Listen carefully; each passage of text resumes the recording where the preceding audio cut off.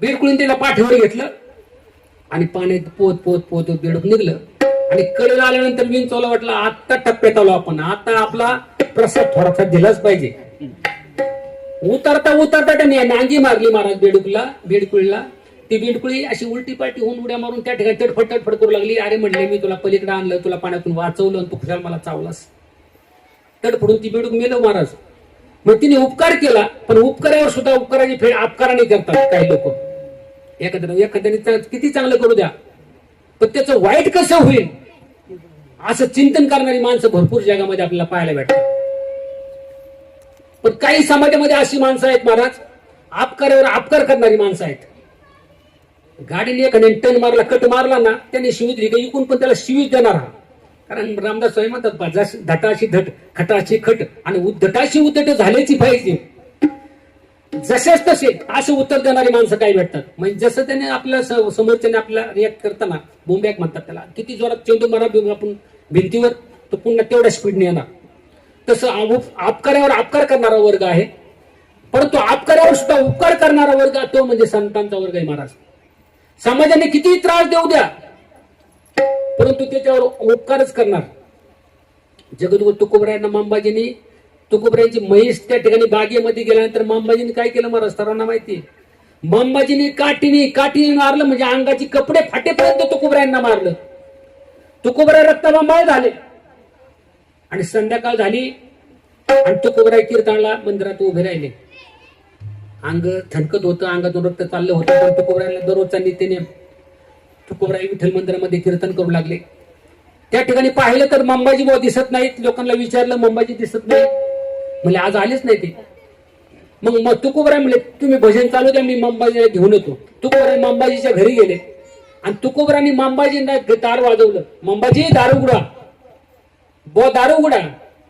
आवाज ओळखीचा वाटला. म्हणजे सकाळी त्याला कितीतरी मारलं, म्हणजे अंगातून कपडे फाटेपर्यंत मारलं. तुकोबरायच वाटतोय. दरवाजा उघडला. तुम्ही कीर्तनाला आले नाहीत, चला कीर्तनाला. काय माणूस आहे. तुकोबरायांनी त्यांचे चरण धरलं. म्हणले मला तुम्ही मारलं, त्याला जी वाटी घेऊन बरोबर आले होते. म्हणले तुम्ही मला मारलं त्याच्यामुळे तुमचे हात दुखत असतील ना. तुकोबरायांनी तेल आणि हात चोळू लागले, पाय चोळू लागले मांबाजीचे. मांबाजी बाच्या डोळ्यातून धारा लागल्या महाराज, धारा. अरे सकाळी मी ज्या माणसाला काही चूक नसताना किरकोळ गोष्टीवरून मी इतकं मारलं त्यांना, आणि आता मला तेलाने मालिश करून मला म्हणतात कीर्तनाला चला. तुकोबरायांचं पाय धरलं. म्हणले असं काय तुकोबराय, तुम्ही किती मोठे आहात. तुकोबरायांनी म्हणजे अपकारावर सुद्धा उपकार करावा. आणि ज्या संत ज्ञानेश्वर माऊलींना आळंदीमध्ये मधुकरी मागू दे नाही महाराज. विसोबा खिचरांनी, निवृत्ती दादानी आणि ज्ञानदादानं त्या ठिकाणी मधुकरी मागण्याकरता जावं आळंदीमध्ये. आणि त्या ठिकाणी मुक्ताईला सोपानानं सांभाळावं. मुक्ताई चिमुरडी 7 वर्षाची, आणि सोपानाच बरोबर मुक्ताईला भूक लागली ना, मग त्या तिथं जंगलामध्ये फिरवायचा.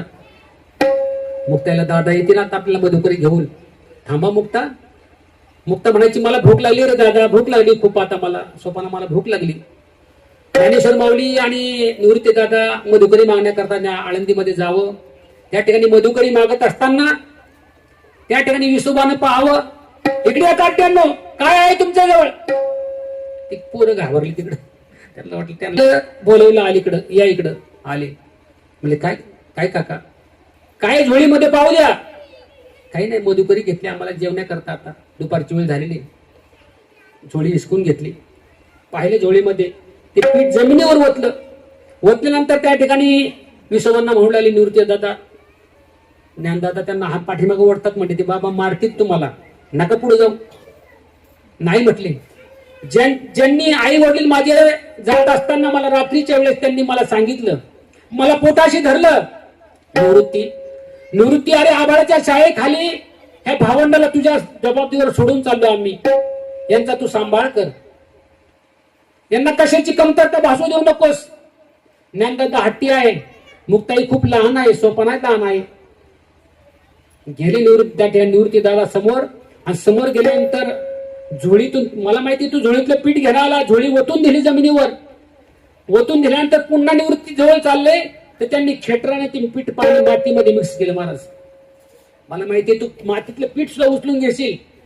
आणि खऱ्या अर्थानं डोळ्यातून आसव चाललेली, जड अंतकरणानं त्या ठिकाणी पर्णकुटीवर आले आणि अक्षरशः त्या दिवशी पाणी पिऊन झोपले महाराज ही चारही भावंड. परंतु विसोबांनी त्या ठिकाणी मांडे कशी करतात पाहावं म्हणून त्यांनी काय केलं, ते त्या देवळीतून पाहू लागले, खिडकीतून पाहू लागले.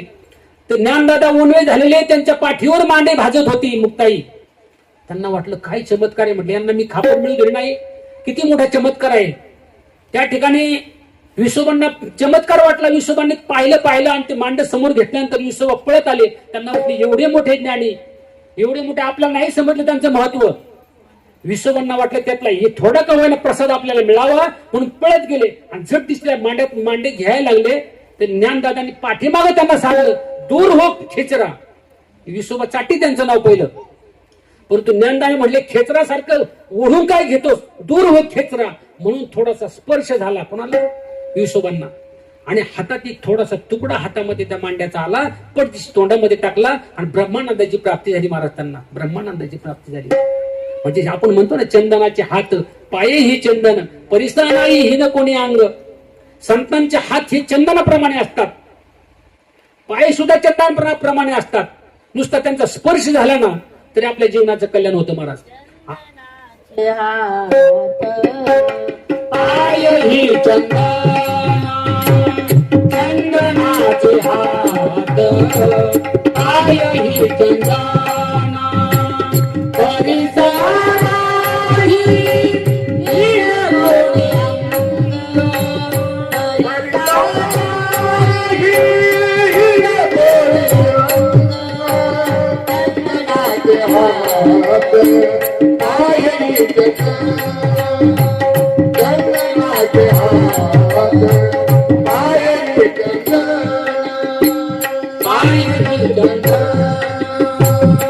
Bye.